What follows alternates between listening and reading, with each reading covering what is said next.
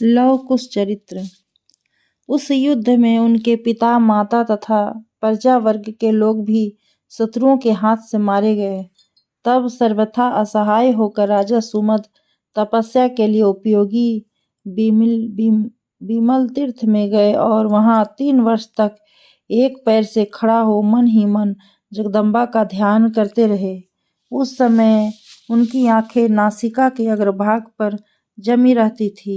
इसके बाद 3 वर्षों तक उन्होंने सूखे पत्ते चबाकर अत्यंत उग्र तपस्या की, जिसका अनुष्ठान दूसरे के लिए अत्यंत कठिन था। तत्पश्चात पुनः 3 वर्षों तक उन्होंने और भी कठोर नियम धारण किए। जाड़े के दिनों में वे पानी में डूबे रहते, गर्मी में पंचाग्नि का सेवन करते तथा वर्षा काल में बादलों की ओर मुंह किए मैदान में खड़े रहते थे।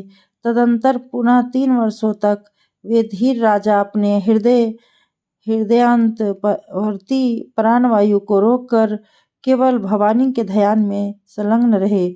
उस समय उन्हें जगदम्बा के सिवा दूसरा कुछ दिखलाई नहीं देता था। इस प्रकार जब 12वां वर्ष व्यतीत हो गया तो उनकी भारी तपस्या देखकर इंद्र ने मन ही मन उस पर विचार किया और भय के कारण वे उनसे डाह करने लगे। उन्होंने अप्सराओं के साथ कामदेव को, जो ब्रह्मा और इंद्र को भी परास्त करने के लिए अद्यत रहता था, परिवार सहित बुलाकर इस प्रकार आज्ञा दी। सखे कामदेव, तुम सबका मन मोहने वाले हो, जाओ मेरा एक प्रिय कार्य करो। जैसे भी हो सके राजा सुमद की तपस्या में विघ्न डालो। कामदेव ने कहा, देवराज, मुझ सेवक के रहते हुए आप चिंता न कीजिए। आर्य, मैं अभी सुमद के पास जाता हूँ, आप देवताओं की रक्षा कीजिए।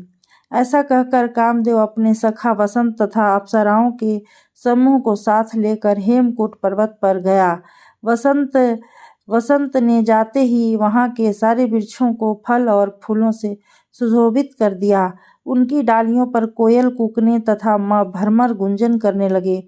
दक्षिण दिशा की ओर से ठंडी ठंडी हवा चलने लगी, जिसमें कीर्तमाला नदी के तीर पर खिले हुए लौंग कुसुमों की सुगंध आ रही थी।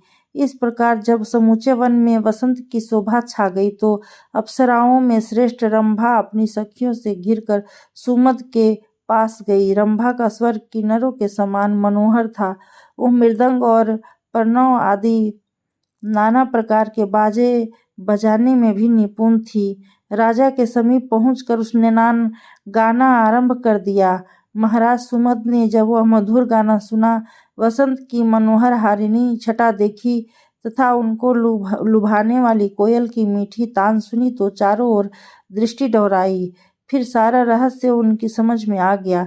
राजा को ध्यान से जगह देकर फूलों का धनुष धारण करने वाले कामदेव बड़ी फुर्ती दिखाई। उसने उनके पीछे की ओर खड़ा होकर तत्काल अपना धनुष चढ़ा लिया। इतने में ही एक अप्सरा अपने नेत्र पल्लवों को नचाती हुई राजा के दोनों चरण दबाने लगी। दूसरी सामने खड़ी होकर कटाक्षपात करने लगी तथा तीसरी शरीर के श्रृंगार जनित चेष्टाएं, तरह तरह के हाव भाव प्रदर्शित करने लगी। इस प्रकार अप्सराओं से घिरकर जितेंद्रियों के शिरोमणि बुद्धिमान राजा सुमद यूं चिंता करने लगे, हे सुंदरी, ये सुंदरी अप्सराएं मेरी तपस्याओं में विघ्न डालने के लिए यहाँ आई है। इन्हें इंद्र ने भेजा है। ये सब की सब उनकी आज्ञा के अनुसार ही कार्य करेंगी। इस प्रकार चिंता से आकुल होकर धीर चित, मेधावी तथा वीर राजा सुमद ने अपने हृदय में अच्छी तरह विचार किया। इसके बाद वे देवांगनाओं से बोले, देवियों, आप लोग मेरे हृदय मंदिर में विराजमान जगदम्बा के स्वरूप हैं।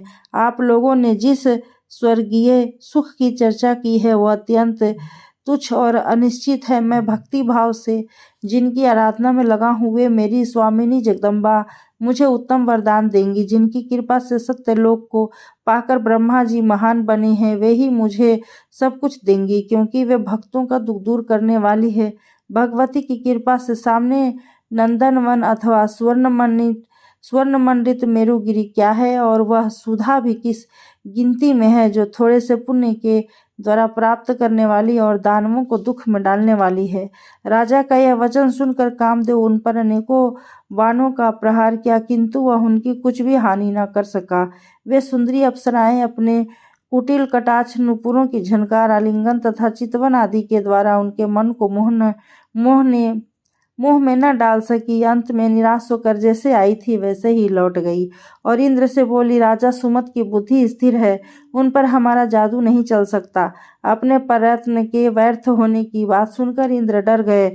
इधर जगदम्बा ने महाराज सुमत को जितेंद्रिय तथा अपने चरण कमलों के ध्यान में दृढ़ता पूर्वक स्थित देख उन्हें प्रत्यक्ष दर्शन दिए। उनकी कांति करोड़ों सूर्यों के समान थी। वे अपनी 4 भुजाओं में धनुष, बाण, अंकुश और पाश धारण किए हुए थीं। माता का दर्शन पाकर बुद्धिमान राजा को बड़ी प्रसन्नता हुई। उन्होंने बारंबार मस्तक झुकाकर भक्ति भाव से प्रकट हुई माता दुर्गा को प्रणाम किया। वे बारंबार राजा के शरीर पर अपने कोमल हाथ फेरती हुई हंस रही थी। महामती राजा सुमत के शरीर में रोमांच हो गया। उनके अंतकरण की वृत्ति भक्ति भाव से उत्कंठित हो गई और वे गदगद स्वर से माता की इस प्रकार स्तुति करने लगे, देवी आपकी जय हो। महादेवी, भक्त जन सदा आपकी सेवा करते हैं। ब्रह्मा और इंद्र आदि समस्त देवता आपके युगल चरणों की आराधना में लगे रहते हैं। आप पाप के स्पर्श से रहित है। आप ही के प्रताप से अग्निदेव प्राणियों के भीतर और बाहर स्थित होकर सारे जगत का कल्याण करते हैं। महादेवी, देवता और असुर अभी सभी आपके चरणों में नतमस्तक होते हैं। आप ही विद्या तथा आप ही भगवान विष्णु की महामाया हैं। एकमात्र आप ही इस जगत को पवित्र करने वाली हैं। आप ही अपनी शक्ति से इस संसार की सृष्टि और पालन करती है। जगत के जीवों को मोह में डालने वाली भी आप ही हैं। सब देवता आप ही से सिद्धि पाकर सुखी होते हैं। मात आप दया की स्वामिनी, सबकी वंदनीय तथा भक्तों पर स्नेह रखने वाली हैं। मेरा पालन कीजिए, मैं आपके चरण कमलों का सेवक हूँ, मेरी रक्षा कीजिए। सुमति ने कहा। इस प्रकार की विस्तुति से संतुष्ट होकर जगदम्बा कामाक्षा अपने भक्त सुमत से, जिनका शरीर तपस्या के कारण दुर्बल हो रहा था, बोली, बेटा कोई उत्तम वर मांगो। माता का यह वचन सुनकर राजा सुमत को बड़ा हर्ष हुआ और उन्होंने अपना खोया हुआ अकंटक राज्य जगन माता भवानी के चरणों में अविचल भक्ति तथा अंत में संसार सागर से पार उतरने वाली मुक्ति का वरदान मांगा। कामाक्षा ने कहा, सुमत तुम सर्वत्र अकंटक राज्य प्राप्त करो और शत्रुओं के द्वारा तुम्हारी कभी पराजय न हो। जिस समय महायशस्वी श्री रघुनाथ जी रावण को मारकर सब सामग्रियों से सुशोभित अश्वमेघ यज्ञ का अनुष्ठान करेंगे, उस समय शत्रुओं का दमन करने वाले उनके महावीर भ्राता शत्रुघ्न और आदि से घिरकर घोड़े की रक्षा करते यहाँ आएंगे। तुम उन्हें अपना राज्य, समृद्धि और धन आदि सब कुछ सौंपकर उनके साथ पृथ्वी पर भ्रमण करोगे तथा अंत में ब्रह्मा, इंद्र और शिव आदि से सेवित भगवान श्री राम को प्रणाम करके ऐसी मुक्ति प्राप्त करोगे जो यम नियमों का साधन करने वाले योगियों के लिए भी दुर्लभ है। ऐसा कहकर देवता और असुरों से अभिवंदित कामाक्षा देवी वहां से अंतर्ध्यान हो गई तथा सुमत भी अपने शत्रुओं को मारकर अहिच्छा नगरी के राजा हुए। वही ये इस नगरी के स्वामी राजा सुमद है। यद्यपि ये सब प्रकार से समर्थ तथा बल वाहनों से संपन्न है, तथापि तुम्हारे यज्ञ संबंधी घोड़ों को नहीं पकड़ेंगे, क्योंकि महामाया ने इस बात के लिए इनको भली भांति शिक्षा दी है। शेष जी कहते हैं, सुमति के मुख से राजा सुमद का यह वृत्तांत सुनकर महान यशस्वी, बुद्धिमान और बलवान शत्रुघ्न जी बड़े प्रसन्न हुए और तथा साधु साधु कहकर उन्हें अपना हर्ष प्रकट किया। इधर अहिच्छात्रा के स्वामी अपने सेवक गणों से घिरकर सुखपूर्वक राजसभा में विराजमान थे। वेद वेत्ता ब्राह्मण तथा धन धान्य से संपन्न वैश्य भी उनके पास बैठे थे। इससे उनकी बड़ी शोभा हो रही थी। इसी समय किसी ने आकर राजा से कहा, स्वामी, न जाने किसका घोड़ा नगर के पास आया है जिसके ललाट में पत्र बंधा है। यह सुनकर राजा ने तुरंत ही एक अच्छे सेवक को भेजा और कहा, जाकर पता लगाओ किस राजा का घोड़ा मेरे नगर के निकट आया है। सेवक ने जाकर सब बात का पता लगाया और महान क्षत्रियों से सेवित राजा सुमत के पास आरंभ से ही सारा वृत्तांत कह सुनाया। श्री रघुनाथ जी का घोड़ा है, यह सुनकर बुद्धिमान राजा को चिरकाल की पुरानी बात स्मरण हो आया और उन्होंने सब लोगों को आज्ञा दी, धन धान्य से संपन्न जो मेरा आत्मीय जन है वे सब अपने अपने घरों पर तोरण आदि मांगलिक वस्तुओं की रचना करे। इन सब बातों के लिए आज्ञा देकर स्वयं राजा सुमद अपने पुत्र पौत्र और रानी आदि समस्त परिवार को साथ लेकर शत्रुघ्न के पास गए। शत्रुघ्न ने पुष्कल आदि योद्धाओं तथा मंत्रियों के साथ देखा, वीर राजा सुमद आ रहे हैं। राजा ने आकर बड़ी प्रसन्नता के साथ शत्रुघ्न को प्रणाम किया और कहा, प्रभो, आज मैं धन्य और कृतार्थ हो गया। आपने यहाँ दर्शन देकर मेरा बड़ा सत्कार किया। मैं चीरकाल से इस अश्व के आगमन की प्रतीक्षा कर रहा था। माता कामाक्षा देवी ने पूर्व काल में जिस बात के लिए मुझसे कहा था वह आज और इस समय पूरी हुई है। श्री राम के छोटे भाई महाराज शत्रुघ्न जी, अब चलकर मेरी नगरी को देखिए, यहाँ के मनुष्य को कृतार्थ कीजिए तथा मेरे समस्त कुल को पवित्र बनाइए।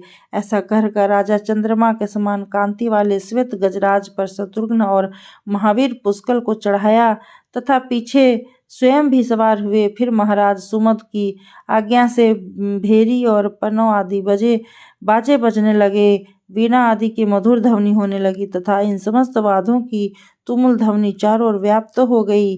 धीरे धीरे नगर में आकर सब लोगों ने शत्रुघ्न जी का अभिनंदन किया, उनकी वृद्धि के लिए शुभकामना प्रकट की तथा वे वीरों से सुशोभित हो अपने अश्वरत्न को साथ लिए राज मंदिर में उतरे। उस समय सारा राजभवन तोरण आदि से सजाया गया था तथा स्वयं राजा सुमद शत्रुघ्न जी को आगे करके चल रहे थे।